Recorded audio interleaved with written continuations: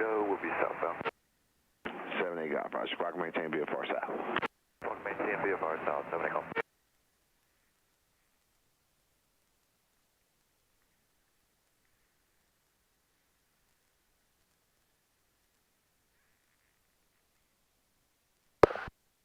Alrighty, how do you hear me?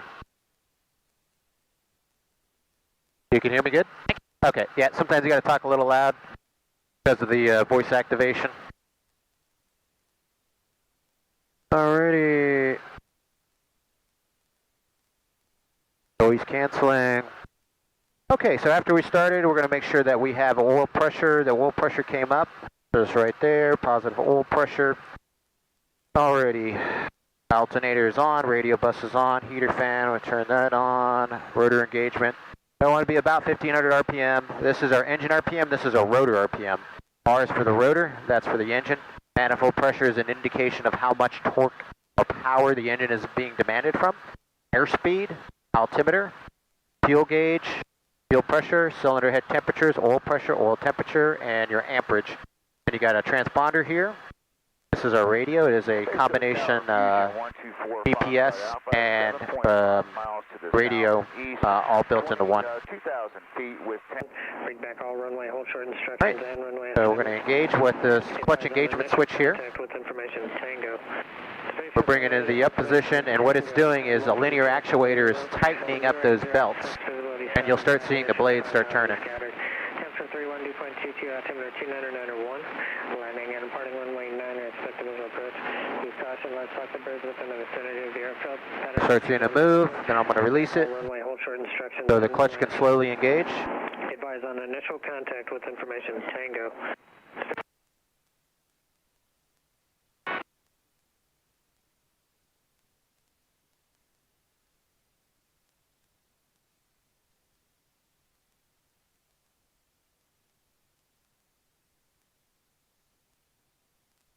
And we just slowly feather it in. What we're looking for is the R and the engine RPM needles to match. So we don't want to drag the engine down too fast, put a load on it too much. Once they get married up, as such, we'll hold the switch in the forward position, and it has a lock there to prevent it from going in the disengaged position. And then you have a light here that'll go out once the clutch is fully engaged. The light is out, the clutch is fully engaged. Now, you're taking the RPM, I've got the same lever on my side, I'm rolling the throttle up to 1850 RPM, 1850, and the checklist is telling you to do that because we're going to do our, just like you did in the Cessna, remember doing the mag check? We're doing the same thing here in the helicopter. It's a little bit different, but it's the same concept. You have two ignition sources, a left and a right magneto. For the two plugs that you have in each cylinder, we're doing the same thing that you do in your fixed wing or in your Cherokee to make sure that everything is good. So I've got my hand on the collective over here. The checklist is going to tell us to raise the collective until I see about 15 inches and keep the RPM at 1850, which I'm doing with the throttle. So I'm raising the collective, reducing the throttle. You're going to see 15 inches and 1850 is what we want. Closest to that as we can get. And then we're going to check our mags. 1, 2, 1, 2, 1. No more than a 225 drop on the RPM, so we had about 100. We'll reduce the collective.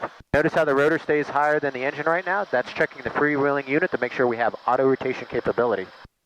So that's one of the pre-flight checks there. So that's good. We have a good freewheeling unit. We split our needles. And we'll bring it back up to 1850. Notice how I put the lock back on there. I'll always monitor where that's at. All right, 1850, we got oil pressure, making sure oil pressure is in the green, oil temperature is in the green. All our temperatures and pressures here are all in the green. I'm going to go ahead and put the mixture full rich, going to put the fuel boost pump on. Alrighty, and then we can take our frictions off, and then we can do a before takeoff checklist. So, what we'll do here is I'll take the frictions off. Rolling it backwards now? Yeah, going backwards with the friction. Friction. Collective lock, so now I'm responsible for holding that collective in position. So I got a little mental checklist I do every time now. Before takeoff checklist, you have 4 warning lights: low fuel, tail rotor, gearbox, and main rotor gearbox. the oil pressure for the gearbox, which is where the rotor's turning from, and a main rotor gearbox chip detector. So if it's starting to pick up metal, that light will illuminate and tell you, hey, go ahead and land the aircraft, you know, further investigation is required because, you know, if it's producing metal, that's not good. I look at my temperatures and pressures, P's and P's, as we used to say in the aviation community. Temperatures and pressures are normal operating range. Coming down, radios, mixture, mag, set the both, fuel boost pump on, all my switches as required, like my generator, battery, and my heater. And then I clear myself to the left, center, and to the right, and we pick it up. So what we're going to do is, all my frictions are off. I'm going to check my controls, see the rotor disc is moving. And we're going to slowly start raising the collective. And you're going to see that the RPM's coming up into the normal operating range of 27 to 2900 for the engine. About 485 RPM for the main rotor. As we start getting light, I'm adding left pedal and aft cyclic as required. As she gets light and comes off the pad, we check our center of gravity or controls. Everything feels good. I'm going to start sliding to the right off the pad. Our pad is clear. 124, Foxtrot Alpha. And we're hovering. Traffic in sight.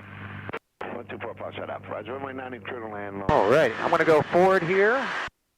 Clear to land, runway 9, long land and approved. And Give you a little feel of the controls before we head out. Foxtrot Alpha. Sail is clear.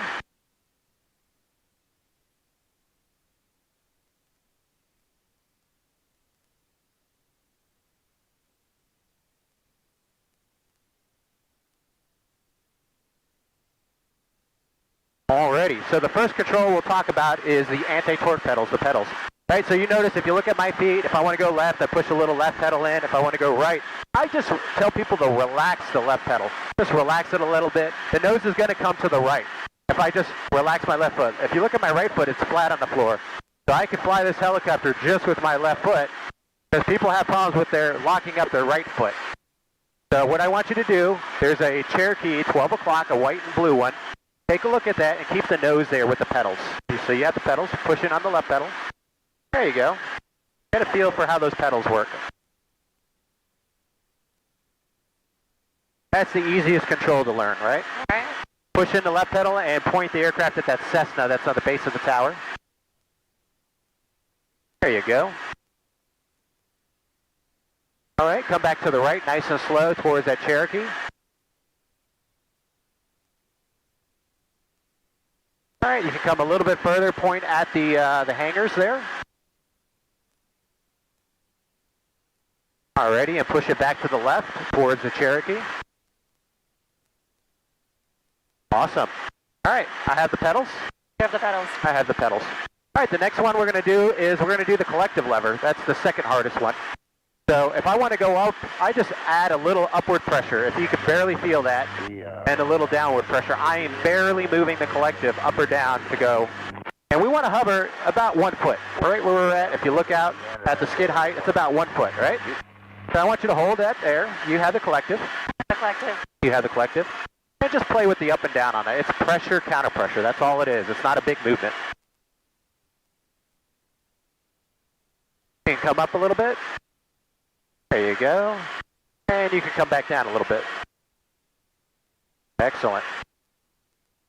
And if you feel me on the throttle, you feel the throttle coming up a little bit, that throttle control is that twist grip, like motorcycle grip that's on. Yep. Good. All right, I have the collective. You have the collective. I have the collective. Now here's the cyclic stick. Now right now, with you and I in here, 2 passengers, you're going to have some aft, you have to have aft pressure against it right now. So right now it wants to push it forward.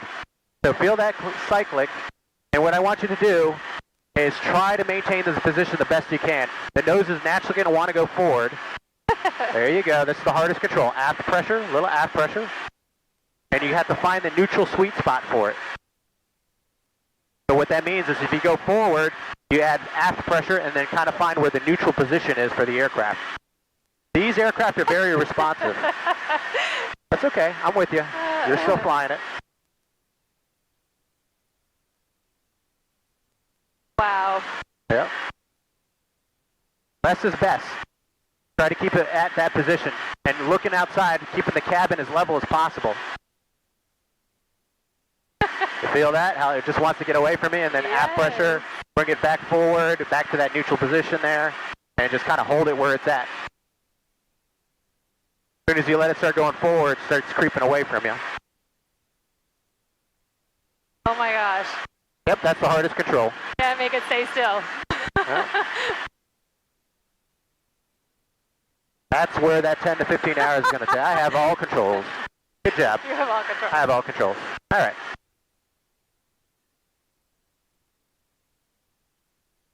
Bring it back over here. We're going to listen to the weather and coordinate with ATC.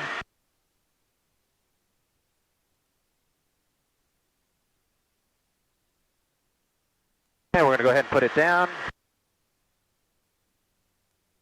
There you go. I think your foot was on the pedals there a little bit. Oh, sorry.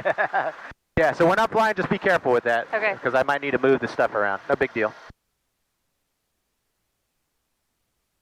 All right, so you can see that pressure that you kind of have to fight on that cyclic, right? Yeah. You do have some electric trim here, but even at a hover, you're still going to be fighting with two people on board, a little bit of nose heaviness. So you notice how you have to have that aft cyclic pressure in there to kind of fight that.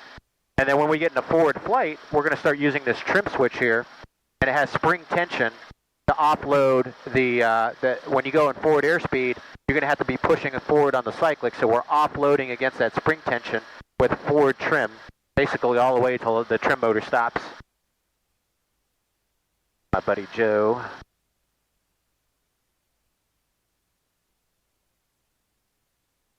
All right, we'll listen to the ATIS. Station weather ATIS information, Tango, time 13470, 1080 at 6, visibility 7, sky conditions 5000 scattered, temperature 31, dew point 22, altimeter 29901, landing and departing runway 9, expect a visual approach. Use caution, large flocks of birds within the vicinity of the airfield, pattern altitude 1000, bring back all runway hold short instructions and runway assignments.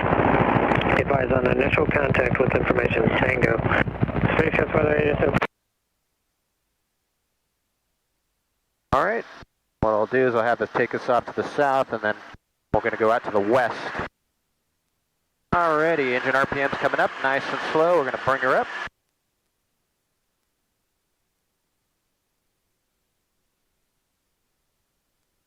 Temperatures and pressures are looking good. Space Coast Tower, helicopter 8045 Hotel.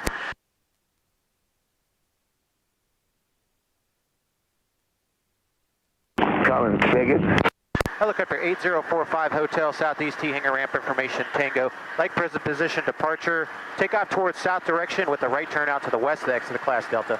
45 Hotel, departure from the beach on risk. Departure from the ramp, my own risk, helicopter 8045 Hotel. All right, and we're just going to let that nose come down. And we're going to start creeping her through what's called effective translational lift, where the air going through the rotor system is clean and undisturbed. It increases the efficiency of the rotor system. And I have to start pushing forward on the cyclic now. So now I've got my thumb on the trim switch, and we're trimming that all the way forward. I've got the hover power is applied about 26 inches. And we're going to accelerate to about 45, and right pedal starts coming in. We'll trim all that control force out. And we're climbing at about 45 indicated. We'll climb up to 500 feet. The breeze is fun. Oh, you like the breeze, yeah. Yes.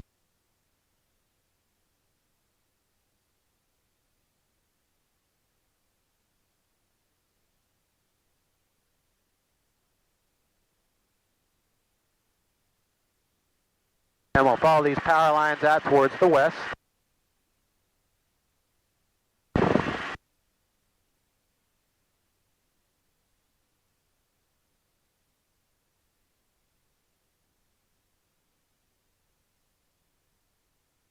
Once we get to 500 feet, what I'm going to do is basically just apply forward cyclic pressure, and the aircraft are going to start accelerating. And we'll probably cruise about 60 to 70 knots on the airspeed indicator.